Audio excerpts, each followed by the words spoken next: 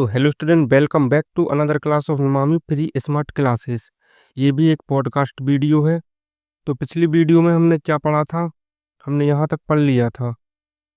देखो, ये है सामाजिक विज्ञान का भारत और समकालीन विश्व 2, इसका तीसरा अध्याय भूमंडलीकृत विश्व का बनना। तो हमने यहाँ से लेके यहाँ तक रेशम मार्ग हो गया, भोजन की यात्रा, और ये विजय, बीमारी और व्यापार। ठीक है, ये हमें पढ़ना था, विजय, बीमारी और व्यापार। ठीक है, ये आलू वगैरह की फसल खराब हो गई थी, जो साइड में चित्र दिख रहा है ना, ये सब अपन ने कंप्लीट कर लिया था। ठीक है, तो हमें पढ़ना था विजय, बीमारी और व्यापार से। ठीक है, चैप्टर थोड़ा बड़ा तो है, ठीक, लेकिन इसको हम जल्दी जल्दी कवर कर लेंगे। और ये एक पॉडकास्ट वीडियो है, इसको कुछ नहीं, आपको सिर्फ हेडफोन लगा के सुनना है। ठीक है, मैं पहले ही बता चुका हूँ, सिर्फ हेडफोन लगाओ और सुनो। इससे फ़ायदा ये होगा कि आपको जो किताब उठा के पढ़ने में जो आलस आता है ना, वो आलस भी नहीं आएगा। और आप मतलब सुनते जाएंगे ना, तो सुनने में थोड़ा ज़्यादा याद होता है हमें। जैसे गाने जल्दी याद हो जाते हैं ना हम सुनते सुनते, ऐसे ही इसको आपको सिर्फ सुनना है। और ये मेरी गारंटी है, आपको पूरा चैप्टर अच्छे से समझ में आएगा। देखो, यदि चैप्टर अच्छे से समझ में आता है तो जो इसके क्वेश्चन आंसर है ना, वो कहीं से भी आ जाए। ठीक है, तो चैप्टर हमने अच्छे से समझ लिया तो क्वेश्चन आंसर हमसे बहुत अच्छे से बनते हैं। ठीक है, ये इसका फायदा है। तो बिना देरी किए हम जल्दी से शुरू करते हैं। ठीक है, तो देखो, विजय, बीमारी और व्यापार। ठीक, 1.3। 16वीं सदी में जब यूरोपीय जहाजियों ने एशिया तक समुद्री रास्ता ढूंढ लिया और वे पश्चिमी सागर को पार करते हुए अमेरिका तक जा पहुंचे, तो पूर्व आधुनिक विश्व बहुत छोटा सा दिखाई देने लगा। तो ये 16वीं सदी की बात है। जो यूरोपीय जहाजी, मतलब जो यूरोपीय जहाज से आए हैं, इनने एशिया तक का जो समुद्री रास्ता वो ढूंढ लिया था। मतलब वहां से लेके एशिया तक का रास्ता उन्होंने ढूंढ लिया समुद्री, और वे पश्चिमी सागर को पार करते हुए अमेरिका तक जा पहुंचे। और वो पश्चिमी सागर को पार करते हुए अमेरिका तक भी पहुंच गए। तो उनको पूर्व आधुनिक विश्व बहुत छोटा सा दिखाई देने लगा। मतलब पूर्व आधुनिक, जो इसके पहले जो आधुनिक विश्व था, उन्हें बहुत छोटा लगने लगा। इससे पहले कई सदियों से हिंद महासागर के पानी में फलता फूलता व्यापार, तरह तरह के सामान, लोग, ज्ञान और परंपराएं एक जगह से दूसरी जगह आ जा रही थीं। मतलब इससे पहले से भी ये सब जो चीजें हैं वो चल रही थीं। ठीक है, भारतीय उपमहाद्वीप इन प्रवाहों के रास्तों में एक अहम बिंदु था। तो जो भारतीय उपमहाद्वीप है, ठीक है, ये इनके जो प्रवाह है, इनके रास्ते में ये एक अहम बिंदु था, ये थोड़ा इम्पोर्टेंट था। पूरे नेटवर्क में इस इलाके का भारी महत्व था। यूरोपियों के दाखिले से यह आवाजाही और बढ़ने लगी और इन प्रवाहों की दिशा यूरोप की तरफ भी मुड़ने लगी। लो, मतलब पूरे नेटवर्क में जो अपना भारतीय उपमहाद्वीप है, ठीक है, ये ज़्यादा इम्पोर्टेंट था। और जब यूरोपीय यहाँ पर दाखिल हुए तो यह आवाजाही और बढ़ने लगी। ठीक है, और यूरोप भी इन इन सब चीज़ों के उसमें आ गया। मतलब इन प्रवाहों की दिशा यूरोप की तरफ भी मुड़ने लगी। अपनी खोज से पहले लाखों साल से अमेरिका का दुनिया से कोई संपर्क नहीं था, लेकिन 16वीं सदी में उसकी विशाल भूमि और बेहिसाब फसलें व खनिज पदार्थ हर दिशा में जीवन का रूप रंग बदलने लगे। ठीक, तो इसका मतलब ये है कि जो खोज से पहले अमेरिका की खोज पिछले वीडियो में मैंने बताई थी, कोलंबस नाम का व्यक्ति था, उसने की थी। ठीक है, उसका दुनिया से कोई संपर्क था ही नहीं। लेकिन जब 16वीं सदी सदी से उसकी जो विशाल भूमि और बेहिसाब फसलें हैं और खनिज पदार्थ हर दिशा में जीवन का रूप रंग बदलने लगे, मतलब धीरे धीरे वहां पर ये सब चीजें मिलने लगी और वहां लोग बसने लगे। आज के पेरू और मेक्सिको में मौजूद खानों से निकलने वाली कीमती धातुएं, खासतौर से चांदी, ने भी यूरोप की संपदा को बढ़ाया और पश्चिम एशिया के साथ होने वाले उसके व्यापार को गति प्रदान की। जो आज का हमारा जो पेरू है, ठीक है, और जो मेक्सिको है, उसमें जो खानों से जो कीमती चीजें निकलती थी, जैसे खास तौर से चांदी, ठीक है, तो ऑब्वियस सी बात है, जिस देश में चांदी जैसी धातु निकलने लगेगी तो वहां की संपदा तो बढ़ेगी, और पश्चिम एशिया के साथ होने वाले उसके व्यापार को भी गति प्रदान की। 17वीं सदी के आते आते पूरे यूरोप में दक्षिणी अमेरिका की धन संपदा के बारे में तरह तरह के किस्से बनने लगे थे। ये कब की बात है? ठीक है, तो 17वीं सदी, मतलब यूरोप में जो दक्षिणी अमेरिका की धन संपदा है ना, ठीक है, उसके बारे में तरह तरह के किस्से बनने लगे। यूरोप देश आप जानते हैं, यूरोप एक ऐसा देश है जिसने लगभग हर देश पे एक हिसाब से कब्जा किया है या उसको गुलाम बना के रखा है। ठीक है, तो वहां भी इसके किस्से मशहूर होने लगे। इन्हीं किंवदंतियों की बदौलत वहां के लोग एल डोराडो को सोने का शहर मानने लगे और उसकी खोज में बहुत सारे खोजी अभियान शुरू किए। अब एल डोराडो, ठीक है, तो एल डोराडो नाम सुना होगा, अभी केजीएफ में भी आई ना एल डोराडो।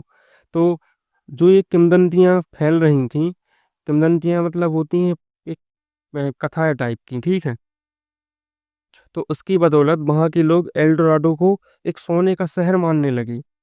मतलब एल डोराडो को क्या मानने लगे ये लोग? सोने का शहर, क्योंकि सुनी सुनी बात है। और उसकी खोज में बहुत सारे खोजी अभियान शुरू किए गए। 16वीं सदी के मध्य तक आते आते पुर्तगाली और स्पेनिश सेनाओं की विजय का सिलसिला शुरू हो चुका था। अब 16वीं सदी के मध्य तक आते आते जो पुर्तगाल और जो स्पेनिश की जो सेनाएं थीं, इनकी जीत का सिलसिला शुरू हो गया। उन्होंने अमेरिका को उपनिवेश बनाना शुरू कर दिया। ठीक है, अब अमेरिका के किस्से चल रहे थे, तो उसको उन्होंने उपनिवेश बनाना शुरू कर दिया। यूरोपीय सेना केवल अपनी सैनिक ताकत के दम पर नहीं जीतती थी। स्पेनिश विजेताओं के सबसे शक्तिशाली हथियारों में परंपरागत किस्म का सैनिक हथियार तो कोई था ही नहीं। यह हथियार तो चेचक जैसे कीटाणु थे जो स्पेनिश सैनिकों और अफसरों के साथ वहां जा पहुंचे थे। लाखों साल से दुनिया से अलग थलग रहने के कारण अमेरिका के लोगों के शरीर में यूरोप से आने वाली इन बीमारियों से बचने की रोग प्रतिरोधक क्षमता नहीं थी। फलस्वरूप इस नए स्थान पर चेचक बहुत मारक साबित हुई। एक बार संक्रमण शुरू होने के बाद तो यह बीमारी पूरे महाद्वीप में फैल गई। जहां यूरोपीय लोग नहीं पहुंचे थे, वहां के लोग भी इसकी चपेट में आने लगे। इसने पूरे के पूरे समुदायों को खत्म कर डाला। इस तरह घुसपैठियों की जीत का रास्ता आसान होता चला गया। तो समझ गए कि जो ये यूरोपीय सेना केवल अपनी सैनिक ताकत के दम पर नहीं जीतती थी। ये ऐसा क्यों लिखा है? क्योंकि भाई साहब इनको चेचक नाम की एक बीमारी थी। ठीक है, चेचक जो अपन बड़ी माता छोटी माता कुछ ऐसा बोलते हैं, है ना। तो भाई साहब इससे हुआ क्या? कीटाणु है। अब अमेरिका एक नया वो बसा हुआ था, तो वहाँ के लोग इन चीज़ों से अनजान थे। ठीक है, अब वहाँ पर ये कीटाणु गया, जैसे अपने यहाँ कोरोना आया था, तो कोरोना ने इतना इफेक्ट क्यों डाला? क्योंकि हमारा जो बॉडी है उससे परिचित नहीं है। हमारे बॉडी के अंदर एंटीबॉडीज होती हैं। ठीक है, थोड़ी सी साइंस आ गई लेकिन अब पढ़ाना जरूरी है। हमारी बॉडीज के अंदर एंटीबॉडीज होती हैं, मतलब जो बीमारी से लड़ने की क्षमता, रोग प्रतिरोधक क्षमता जिसको बोलते हैं। ये शरीर खुद, ठीक, बैक्टीरिया जो होता है इसका तो इलाज हो सकता है, ठीक है, लेकिन वायरस का कोई इलाज नहीं है। वायरस से शरीर खुद ही लड़ता है। जब शरीर में वायरस आता है तो बॉडी उससे लड़ती है और एक एंटीबॉडीज बना लेती है। ठीक है, और भविष्य में यदि वो वायरस दोबारा से आए तो पहले से तैयार हैं हम, क्योंकि एंटीबॉडीज बॉडी बना चुकी है, तो वो लड़ लेता है। ठीक है, लेकिन इसके लिए वैक्सीन लगाना पड़ता है बॉडी को। ठीक है, तो जब कोई नई बीमारी आती है तो हमारी बॉडी बहुत ज़्यादा इफेक्ट होती है उससे, और लोग बहुत ज़्यादा मरते हैं। तो वही हुआ अमेरिका के साथ, क्योंकि यूरोप के जो अफसर लोग थे, जो सैनिक लोग थे, उनको चेचक की बीमारी थी। अमेरिका पहुंचे, भाई अमेरिका के लोगों को लग गई। अब उनकी तो रोग प्रतिरोधक क्षमता थी नहीं, क्योंकि ये पहले बीमारी वहाँ थी नहीं। तो उस वजह से भाई वहाँ महामारी ये फैल गई। और इसके अलावा जो, मतलब यूरोपीय लोग जहाँ नहीं पहुंचे थे, ठीक है, वहां भी ये बीमारी फैल गई। तो समझो जरा, मतलब कितनी तेजी से ये फैल रही होगी। ये लोग तो नहीं पहुंचे, लेकिन भाई इनके संपर्क में कोई व्यक्ति आया हो, वो वहां पहुंच गया, तो उसने बीमारी को फैला दिया। मतलब ये सब ऐसे बीमारी फैलती थी। ठीक है, अब थोड़ा सा एक बॉक्स दिया है। चित्र तो हमने ये आलू वाला समझ लिया था। ठीक है, ये एक बॉक्स है, बॉक्स नंबर 1। ठीक है, जैविक युद्ध। अब जैविक युद्ध क्या होता है इसको थोड़ा सा हम समझेंगे।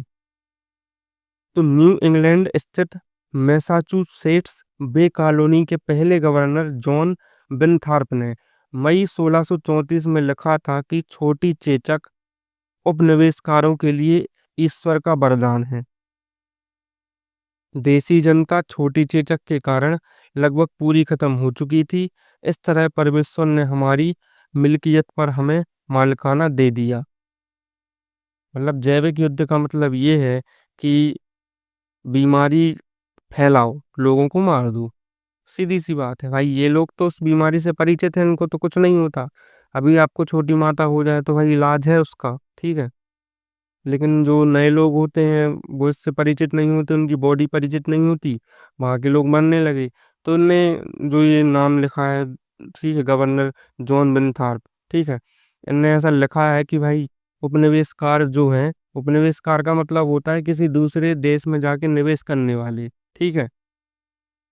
तो उनके लिए एक ईश्वर का वरदान है, क्योंकि वो वहां जाएंगे, वहां के लोग जो ओरिजिनल लोग होंगे उस देश के, वो खत्म हो जाएंगे और इनका कब्जा हो जाएगा, ठीक है। बाहर यूरोपियन बंदूकों को तो खरीद कर या छीन कर हमलावरों के खिलाफ इस्तेमाल भी किया जा सकता था। भाई ये इनने बहुत बड़ी बात लिख दी यहाँ, कि भाई बंदूक से तो हम खरीद लेंगे और इस्तेमाल भी कर लेंगे, ठीक है। पर चेचक जैसी बीमारियों के मामले में तो ऐसा नहीं किया जा सकता था, क्योंकि हमलावरों के पास उससे बचाव का तरीका भी था और उनके शरीर में रोग प्रतिरोधी क्षमता भी विकसित हो चुकी थी। अब भी मैंने जस्ट अभी बताया था आप लोगों को कि बंदूक से ज्यादा घातक वो बीमारी थी, चेचक की बीमारी। बंदूक से वो मार तो सकते थे, लेकिन बंदूक से उतना काम नहीं होता जितना इस बीमारी ने काम कर दिया भाई। सांप भी मर गया और लाठी भी नहीं टूटी, ठीक है। तो ये होते यूरोपियन। और इन लोगों का सबसे फायदा क्या था, इनकी ये बीमारी से परिचित थे, इनके शरीर की रोग प्रतिरोधी क्षमता बढ़ चुकी थी, ठीक है, मतलब उस बीमारी से रिलेटेड। तो इनको कुछ होता नहीं था, नए व्यक्ति मर जाते थे। 19वीं सदी तक यूरोप में गरीबी और भूख का ही साम्राज्य था, ठीक।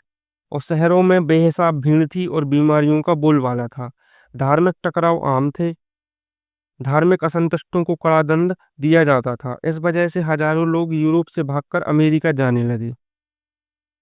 18वीं सदी तक अमेरिका में अफ्रीका से पकड़कर लाए गए गुलामों को काम में झोंककर यूरोपीय बाजारों के लिए कपास और चीनी का उत्पादन किया जाने लगा था, ठीक है।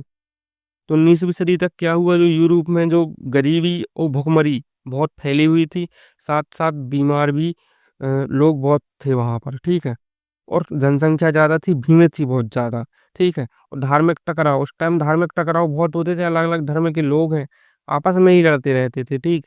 जैसे सूडान, साउथ सूडान है, ठीक है, इतना अच्छा देश है साउथ सूडान। अभी 2011 में मतलब वो एक नया, सबसे नया देश उसको बोलते हैं। सब संसाधन है, नील नदी भी वहां से निकलती है, सब कुछ है वहाँ।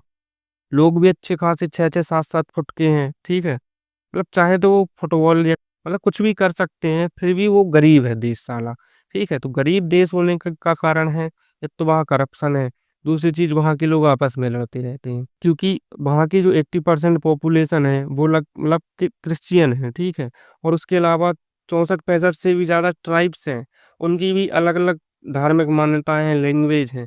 तो वो आपस में ही लड़ते रहते हैं, मतलब समझ रहे हैं ना। मतलब कोई देश बाहर से ज्यादा असुरक्षित अंदर से होता है, क्योंकि वहां के जब लोग ही आपस में नहीं रहना चाहते, वही आपस में लड़ेंगे मरेंगे, तो देश का क्या विकास होगा। मतलब इतना सब एक अच्छा उदाहरण बता दिया मैंने, साउथ सुडान, ठीक है। वहाँ की करेंसी भी इतनी कमजोर है कि क्या बताएं, वहाँ की करेंसी बहुत ज्यादा कमजोर है। वहाँ का 500 का नोट यहाँ के इंडिया के 7-8 रुपए भी नहीं बनते, ठीक है। मतलब पन्नी में भर भर के लोग जाते हैं सामान लेने, पैसे पन्नी में भर के, ठीक। हम लोग पॉलीथिन में सामान लेके आते हैं, ये लोग पॉलीथिन में पैसे लेके जाते हैं और जेब में सामान रख के लाते हैं। इतना मतलब वहाँ का हालत खराब है, ठीक है। तो धार्मिक टकराव आम थे, धार्मिक असंतुष्टों को कड़ा दंड दिया जाता था। इस वजह से हजारों लोग यूरोप से भागकर कहाँ जाने लगे, अमेरिका, ठीक। अमेरिका में ऐसा ही हुआ। और 18वीं सदी तक अमेरिका में अफ्रीका से पकड़कर लाए गए गुलामों को काम में झोंक कर यूरोपीय बाजारों के लिए कपास और चीनी का उत्पादन किया जाने लगा। तो अमेरिका के साथ क्या हुआ, यूरोप वालों ने यही किया। ठीक है, वहाँ अफ्रीका से पहली बात तो अमेरिका जाने लगे ये लोग, अमेरिका पे बसने लगे। ठीक, जो अमेरिका के नेटिव लोग हैं वहाँ के जो हैं वो तो है ही नहीं। ठीक है, पूरे यहाँ वहाँ के बसे हुए लोग हैं। ठीक, वहाँ बसने लगे। दूसरी चीज, अफ्रीका अफ्रीका थोड़ा सा गरीब देश, गरीब कॉन्टिनेंट माना जाता है। तो वहां से गुलामों को पकड़कर यहाँ पर चीनी और कपास का उत्पादन किया और यूरोपीय बाजारों में जाकर बेचा। ये थे यूरोपीय। 18वीं शताब्दी का काफी समय बीत जाने के बाद भी चीन और भारत को दुनिया के सबसे धनी देशों में गिना जाता था। ठीक है, मतलब 18वीं शताब्दी का काफी समय बीत गया था और भारत का तो सबको पता है सोने की चिड़िया, मतलब वो थी वास्तव में सोने की चिड़िया थी। ठीक है, आज की स्थिति में धीरे धीरे बनती जा रही है, लेकिन पहले वास्तव में भारत सोने की चिड़िया थी। ठीक है, और चीन भी दुनिया के सबसे धनी देशों में जाना जाता था। एशियाई व्यापार में भी उन्हीं का दबदबा था। तो भाई एशिया महाद्वीप में दोनों है, चीन भी है भारत भी है। तो यहाँ के व्यापार सबसे ज्यादा दबदबा चीन और भारत का ही था। आपको पता है भारत देश सबसे ज्यादा कपड़ों का व्यापार, सूती वस्त्र उद्योग हो गया, ठीक है, रेशम का व्यापार हो गया, और मसाले, भाई मसाले तो भारत जैसे कहीं होते भी नहीं। आज भी मसालों में भारत नंबर वन है। ठीक है, तो उस टाइम पर भी मसाले बहुत ज़्यादा बाहर जाते थे। और हैंडीक्राफ्ट चीज़ें हो गई, जो छोटे छोटे कुटीर उद्योग बोलते हैं, वो भी बहुत सारे चलते थे। मतलब अच्छा खासा संपन्न देश था भारत देश। लोग सोना तो ऐसा भरा हुआ हुआ था लोगों के पास, विदेशियों ने आके लूट लूट के पूरा भारत देश बर्बाद कर दिया। ठीक है, लेकिन विशेषज्ञों का मानना है कि 15वीं सदी से चीन ने दूसरे देशों के साथ अपने संबंध कम करना शुरू कर दिए और वह दुनिया से अलग थलग पड़ने लगा। चीन की घटती भूमिका और अमेरिका के बढ़ते महत्व के चलते विश्व व्यापार का केंद्र पश्चिम की ओर खिसकने लगा। ठीक है, विशेषज्ञों का क्या मानना है कि जब 15वीं सदी से चीन ने क्या किया, दूसरों के साथ जो संबंध है अपने वो कम करना शुरू कर दिए थे और थोड़ा दुनिया से अलग थलग रहने लगा। ठीक, तो चीन की घटती भूमिका और अमेरिका के बढ़ते महत्व के चलते तो जो व्यापार वगैरह है वो पश्चिम की तरफ खिसकने लगा। बोलते हैं ना वेस्टर्न कल्चर, वेस्टर्न कल्चर, पश्चिम। क्या है ये पश्चिमी? पश्चिमी का मतलब होता है, देखो, जब भारत देश का नक्शा मैं यहाँ लगा रहा हूँ, भारत देश का नक्शा देखो। ठीक है, तो भारत देश के नक्शे के वेस्ट में देखो क्या है, तो वेस्ट में यूरोप है। ठीक है, उसी साइड अमेरिका है। तो जो वेस्टर्न कल्चर है वो यूरोपियन कल्चर को ही हम बोलते हैं। ठीक है, वही वेस्टर्न होता है, वही पश्चिमी देश है। ठीक, अब यूरोप ही विश्व व्यापार का सबसे बड़ा केंद्र बन गया। ठीक है, तो यहाँ से यूरोप बन गया। अब आया भाई साहब बहुत ही शानदार सा चित्र। ठीक, चित्र आता है, अच्छा लगता है देखने में, नहीं थोड़ा मजा सा आता है। ठीक है, तो चित्र नंबर 5 है गुलामों की खरीद फरोख्त, new Orleans, illustrated London news, 1851। एक खरीदार नीलामी के लिए कतार में खड़े गुलामों को गौर से देख रहा है। इस चित्र में 4 औरतें और लंबी टोपियां पहने 7 पुरुषों के साथ 2 बच्चे भी बिकने के लिए खड़े हैं। अच्छी कीमत पाने के लिए गुलामों को अक्सर बढ़िया कपड़े पहनाकर बाजार में लाया जाता था। बड़ी दशा थी उस टाइम। ठीक है भाई, देखो ये महिलाएं खड़ी हैं यहाँ दिख रही होंगी। ठीक है, और ये कुछ बच्चे भी खड़े हैं यहाँ बिकने के लिए। ठीक, और ये एक खरीदार है, ये जो टोपी वाला दिख रहा है ना, ये साला खरीदार है। ये खरीदार इनको बड़े गौर से देख रहा है खरीदने के लिए। और गुलामों को मतलब बेचा जाता था। ये अफ्रीका देश या गरीब देशों से उठाकर लाए जाते थे और यहाँ गुलाम बनाकर उनसे बहुत काम करवाया जाता था और उनको बेचा जाता था। इनका गुलामों का एक व्यापार होता था बहुत पहले। ठीक, और ये अच्छे दामों में बिके हैं, ये लोग अच्छे दामों में बिके हैं। इसके लिए इनको अच्छे कपड़े भी पहनाए जाते थे ताकि लोग खरीदने वाले थोड़ा इम्प्रेस हों और ज़्यादा दाम में उनको खरीद पाए। ठीक है, तो ये था चित्र। तो इसके बाद आएगा दूसरा इसका। ठीक है, जो पहला था आधुनिक युग के पहले, वो यहाँ पर टोटल खत्म हो चुका है। इसके बाद आएगा दूसरा इसका, जो 19वीं शताब्दी 1815 से लेके 1914। ठीक है, 19वीं शताब्दी, पहली शताब्दी का मतलब समझ लो। यदि वो बोले 19वीं शताब्दी, तो ये मत समझना कि 1900 के बाद की बात है ये, ठीक है। 19वीं शताब्दी का मतलब ये है कि सन 1800 से लेकर 1900 तक, ठीक है। यदि 1900 से और हम आगे बढ़ेंगे 2000 तक, ठीक, तो वो 20वीं शताब्दी मानी जाएगी, ठीक है। अब 2000 से और अभी जो 2100 तक चलेगा, ठीक, उसको हम 21वीं शताब्दी बोलेंगे। तो समझ रहे हैं, शताब्दी को पहले गिना जाता है। मतलब 19वीं शताब्दी लिखा तो ये 1800 से 1900 का समय है, ठीक है। तो इसको हम अब अगली क्लास में पढ़ेंगे, क्योंकि यहाँ पर ये इसका जो पहला, ये यहाँ पे आधुनिक युग से पहले, ठीक है, ये वाला जो चैप्टर है यहाँ पर खत्म हो चुका है। चैप्टर तो बहुत बड़ा है, ठीक है, चैप्टर तो बहुत बड़ा है, इसको बहुत टाइम लगेगा। लेकिन अभी जो 2 पार्ट में मैंने पढ़ाया, मैं अब अगला जो दूसरा वो रहेगा ना उसका, जैसे ये पहला है आधुनिक युग से पहले, ठीक है, तो दूसरा है वो एक ही वीडियो में मैं कवर करा दूंगा, ठीक है। तो अब यहाँ से हम इस क्लास को यहीं पर ख़त्म करते हैं। यदि आप लोगों को कोई मेरे वीडियो में दिक्कत जाती है तो कमेंट करके बता दिया करो। अगली क्लास में मैं उसको, मतलब उसका सॉल्यूशन जल्दी से जल्दी दूंगा, ठीक है। और इस वीडियो को ज़्यादा से ज़्यादा शेयर करें, क्योंकि जो जिनको ये सामाजिक विज्ञान समझ में नहीं आती है या जिनको पढ़ने में इंटरेस्ट नहीं है, तो इस वीडियो के माध्यम से वो लोग भी आसानी से पढ़ सकते हैं, ठीक है। यदि वीडियो पसंद आई हो तो वीडियो को लाइक कीजिए और चैनल को सब्सक्राइब करना बिल्कुल भी मत भूलिए। इसके बाद हम मिलते हैं अगली क्लास में अगले पार्ट के साथ। तब तक के लिए बाय।